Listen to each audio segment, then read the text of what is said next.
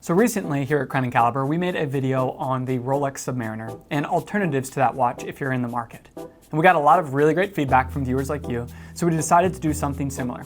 So today we're going to be looking at alternatives to the Rolex Datejust. Today we're looking at 6 watches that are not a Rolex Datejust.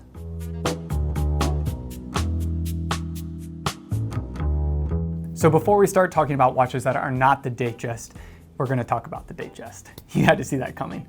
And we think it's important to start there because the Datejust is such a benchmark in watch history. And because of that, I think there are a lot of points to highlight about that watch.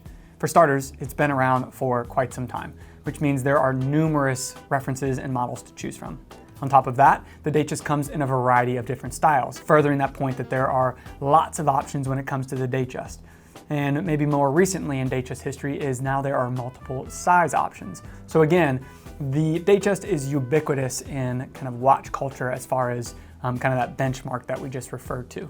But let's be honest, not everybody is going to want a Datejust. If you're not into Rolex, then that's probably not an option. And then also, more practically speaking, is the Datejust is an expensive watch, and not everybody is going to want to spend that kind of money on a watch. So we went ahead and found a bunch of alternatives that are not the Datejust. And clearly there are more than 6 watches here on the table, but that speaks to one of those points that we think the Datejust does so well, and the fact that there are multiple references and different variations. And so what we have here is we have 6 watches that are represented also in multiple variations, and we'll get to that more when we walk through each watch.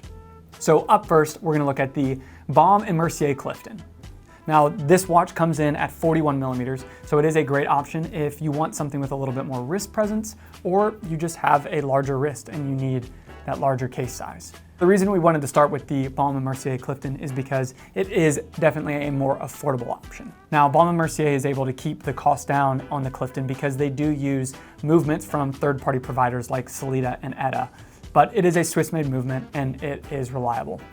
Now on the dial, they are generally cleaner dials, and they have a mixture of both traditional hour indices and Arabic numerals. And this is a nice play between kind of the more formal dress design and something a little bit more sporty, which I think is really nice. They also do have a sub-seconds counter at 6 o'clock, which is a cool little touch. I think it adds some complexity to the dial. And you can see here both one on a bracelet and one on a strap. So you have multiple options in how you want to wear the watch. And on top of that, the Clifton does come in mixed metal as well. So you can see a steel and gold option here and an all stainless steel option here. So there's plenty of variation. The Baume and Mercier Clifton is a great watch for everyday wear and has lots of options. So up next is the TAG Heuer Carrera.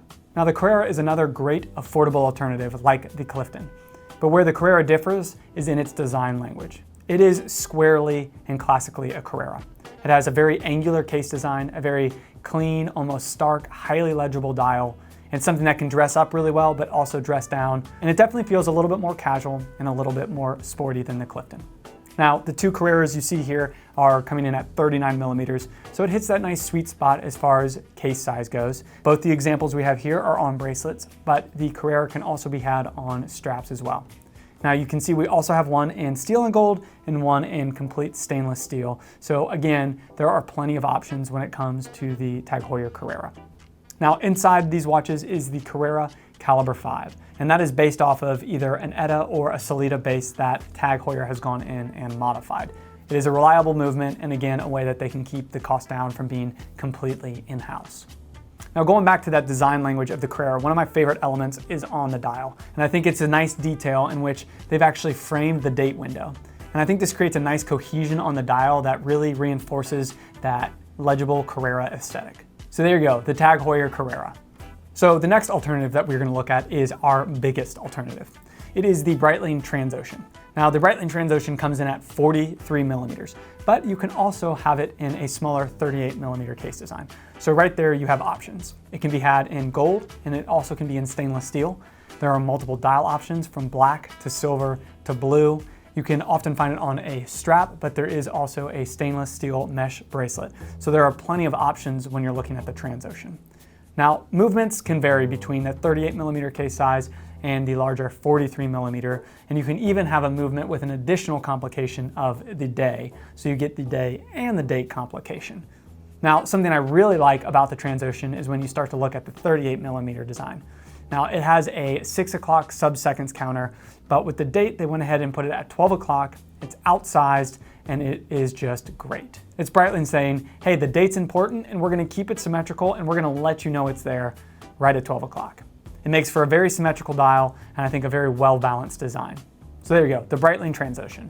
So up next in our alternatives is the IWC Pilot's Watch. Now specifically, we're looking at the Mark 16. And not just any Mark 16, but the Mark 16 Spitfire. Now, traditionally, the IWC Pilot's Watch is, well, it's a pilot's watch, which means it's very instrumental in its design, clean black dial, stark white Arabic numerals. It's something that needs to be highly legible. Where the Spitfire kind of deviates from that is it has a nice silver sunburst dial, and it has applied Arabic numerals, which kind of makes it a little bit more dressy and luxurious. It elevates the design of the watch. But what you get is you still get a classic kind of sports watch design with some more elegant elements. Now, powering the watch is an IWC caliber that is based off of an ETA movement. So again, a reliable, robust movement, but it comes in a design that, again, has that pilot watch styling. So it's kind of a thinner case. This one particular is 39 millimeters, but again, is a dressier example of a pilot's watch. So there you go, guys. The IWC Pilot's Watch Spitfire edition. So as we're getting toward the end of our list of alternatives, we are now at Omega and the Aqua Terra. Now I think the Aqua Terra is probably Omega's direct response to that other watch, and they do a really good job with the Aqua Terra line.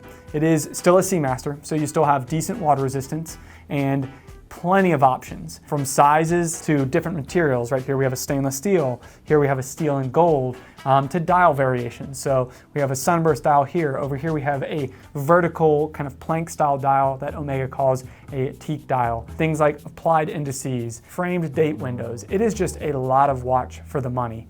And again, there are plenty of options in the Aqua Terra line. When it comes to movements, you can have a quartz option like the one seen here, or you can get into some of the Omega coaxial calibers like the one seen here in the steel and gold option. So all in all, the Omega Aqua Terra line is a great alternative. You get a ton of bang for your buck, and there are plenty of options to choose from in that lineup.